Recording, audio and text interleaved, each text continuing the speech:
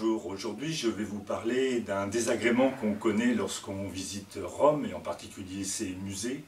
Ce sont les queues interminables qu'il faut faire souvent pour accéder aux billetteries. Je vais vous parler de la queue qui existe sur la place Saint-Pierre lorsqu'on veut visiter la basilique et aussi la queue pour visiter le musée du Vatican qui est particulièrement longue.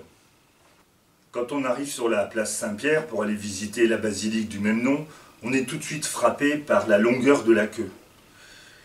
Car la place est rarement vide comme cela, mais plutôt bourrée comme ça. Bon, là il s'agit de fidèles, mais cela pourrait être aussi bien des touristes. Cette queue qui fait parfois le tour quasi complet de la place est vraiment décourageante. Et souvent, pris par le temps, on hésite à s'y glisser. Car il est vrai qu'à Rome, on peut perdre beaucoup de temps dans les queues. C'est pas pour autant qu'il faut prendre des billets coupe-fil, surtout pour la basilique. En fait, cette queue qui n'en finit pas avance vite. Je vous conseille de la faire dès votre arrivée sur la place et de profiter du site et prendre des photos depuis la queue qui décrit un arc de cercle face au soleil en milieu d'après-midi. Il faut en profiter pour prendre les photos des statues et des frontons qui sont juste au-dessus de vous.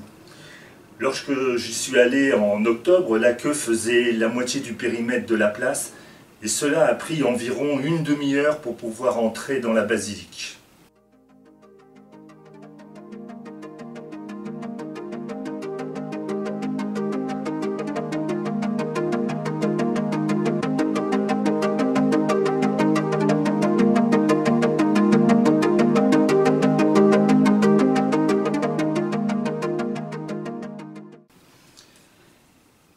Il n'en est pas de même pour le musée du Vatican. La queue se situe le long d'un rempart en pleine rue. Elle ne paraît pas aussi longue que celle sur la place, mais on y perd facilement une bonne heure, même en période touristique calme. Une fois à l'intérieur, quel contraste! Après la billetterie, peu de monde, et les jardins ne paraissent pas bondés. Mais ce n'est qu'une impression. Une fois dans les couloirs du musée, vous serez entraîné par le flot des visiteurs et bien en peine de faire de bonnes photos ou de bonnes vidéos. Je vous invite à voir ma vidéo sur cette visite dans la bousculade. Le musée n'en reste pas moins très riche et très intéressant.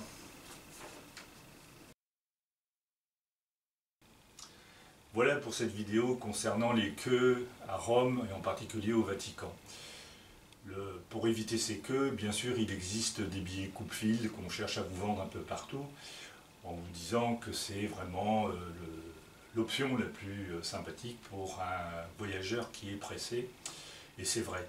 Par contre, il faut savoir que ces passes sont relativement chères, et ils ne sont pas forcément utiles dans tous les cas.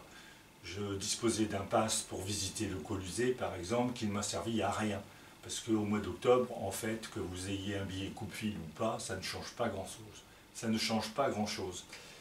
Dans une prochaine vidéo, je vais détailler ces passes et démontrer leur utilité ou leur inutilité suivant les cas. Il faut savoir que quand on prend un billet coupe-fil, un pass comme cela, vous ne pouvez pas bénéficier des réductions qu'on fait par exemple aux étudiants. Ce qui était mon cas, je faisais un voyage avec ma fille qui était étudiante et qui pouvait avoir une réduction d'environ 50% dans les musées.